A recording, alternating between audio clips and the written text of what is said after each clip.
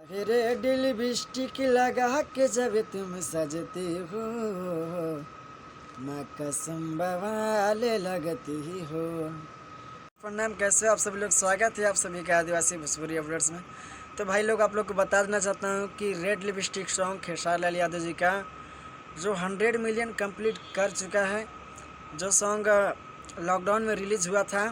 और आप लोग को बता देना चाहता हूँ कि सॉन्ग को गाए थे खेसारी लाल यादव एंड खुशबू तिवारी, और इस सॉन्ग को लिखे थे यादव राज, और म्यूजिक है आर्या शर्मा जी का, जो भोजपुरी इंडस्ट्री का सबसे बेहतरीन म्यूजिशियन है।